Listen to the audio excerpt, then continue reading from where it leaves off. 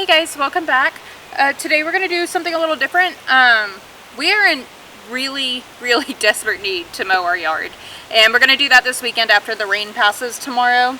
But before we mow, I wanted to come out and forage and gather some of the wild medicinals and wild edibles that just kind of grow all over our yard. I'm specifically today on the hunt for cleavers, dandelions.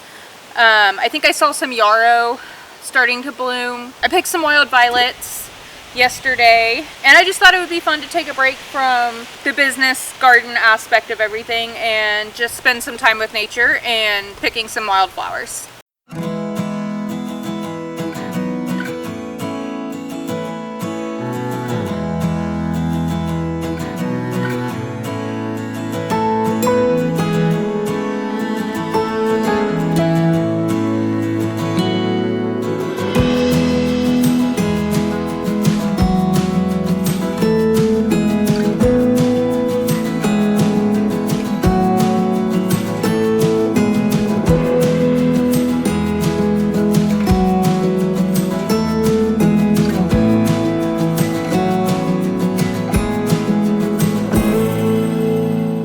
Hey guys, welcome back. We're in the kitchen now. I didn't forage for too long. It is like 82 degrees outside. It is very hot and I was in jeans.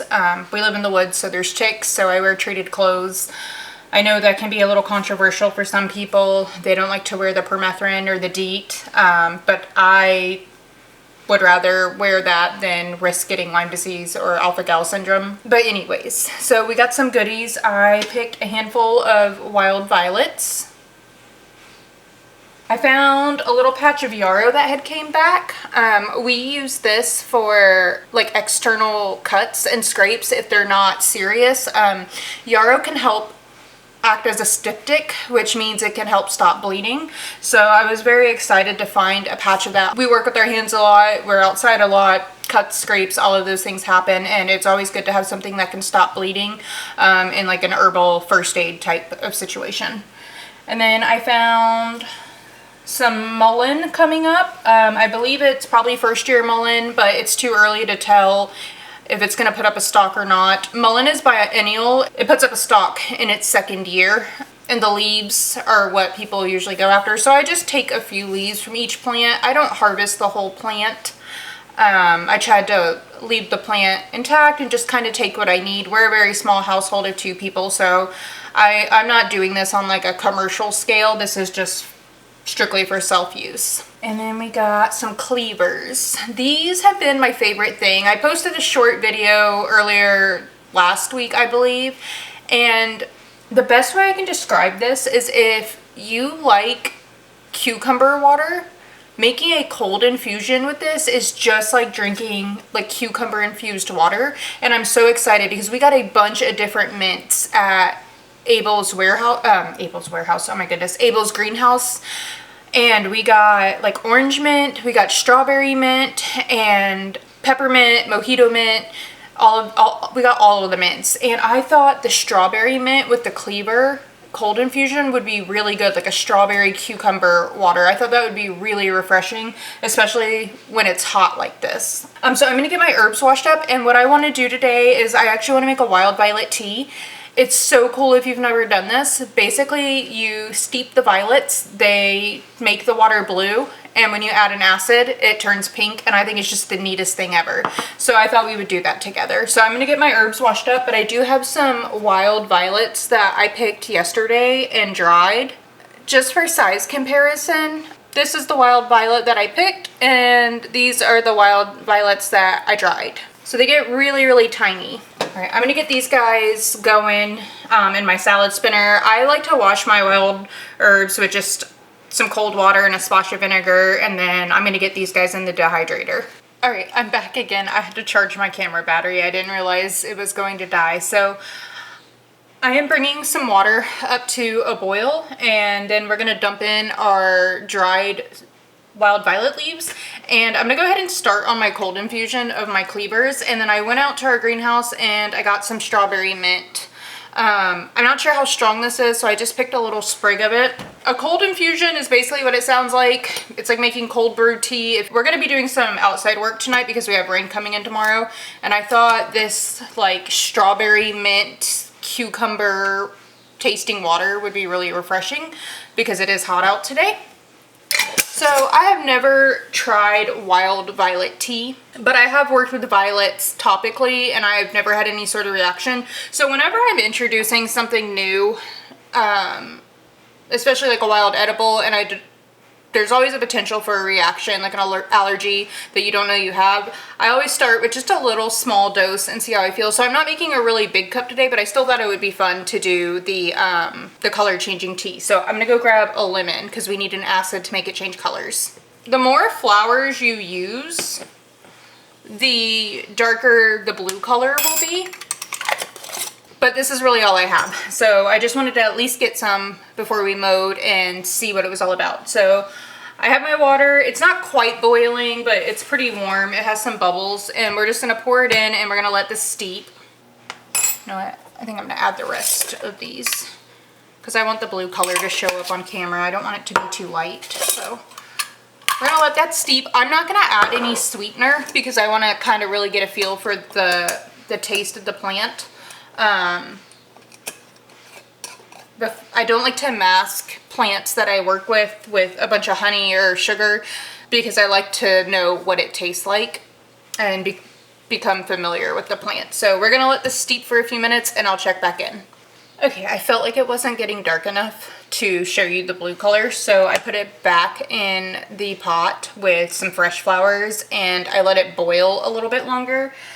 When I'm working with delicate plants, I don't like to heat them up too much because sometimes I feel like it gives them an off taste. And flowers are generally pretty delicate. They're soft, you know, they're easily bruised, but I didn't know how hot to make the water. Sometimes with herbal teas, temperature when you're steeping them matters. And if you go too hot, you start getting these weird, like, bitter flavors or off flavors that don't taste good. And wild plants are, I find, can sometimes be susceptible to that. And while bitterness isn't necessarily a bad thing, when I'm going for like a floral tea, I don't necessarily want it to be bitter unless it's something I know that is acting as a bitter, which that's a separate conversation. So I'm gonna strain out a little bit and see if it picks up the blue color. So the flowers have basically become transparent, which is really cool. It's like all the pigment leached out of them. I'm gonna strain. I'm only gonna do about a quarter of a cup. Can you see how blue that is? Okay, so we have our blue violet tea. I think that's so neat. All the pigment from the flowers just leached out. And it's so weird because the violets themselves are like a bluish purple. And so you don't really expect to get that color. And we're gonna add a squeeze of lemon.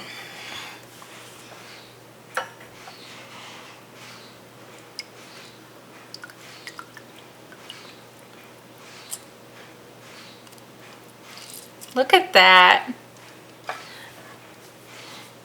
Isn't that crazy? So this is basically a pH indicator, and now because I've squeezed lemon juice, which is an acid, it turned pink, and that means that the liquid is obviously been acidified, and the liquid would be a little more basic if I would have just drank it with no lemon, but the magic is obviously in the color change. So I just wanted to check in today and say hi. I'm not doing much this weekend. We've got some rain on the way, and I am gonna go work outside tonight and Sunday. I think tomorrow we're just gonna do some stuff in the house because it's supposed to rain all day. I'm kind of burned out a little bit with the garden, and I know Tim's kind of feeling it too. So tomorrow will be a nice day of rest, just catching up on household stuff. I've been doing laundry all day. I got off work early today just to get caught up on some household chores, and it was just hot. I was like, I'm not going to go outside for a while. But now that the evening is rolling around and it's a little cooler, I'll have some time to get some stuff done outside where the sun's not going to be as harsh and it won't be as hot. But yeah, I hope you enjoyed our little wild violet tea. I'm gonna put some ice in this and do a taste test.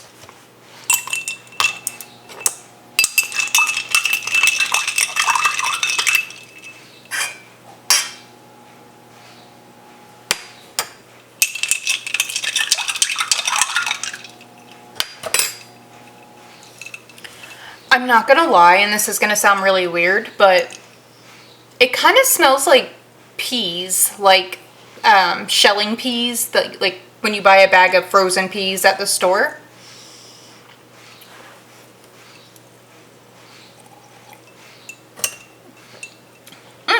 Okay, so obviously there's lemon in it, but it's very light and it's very floral. A little green tasting, and maybe just the slightest bit of sweetness. It's not like sugary sweet, but it's, if you've ever had like a sweet edible flower, it's kind of verging on that.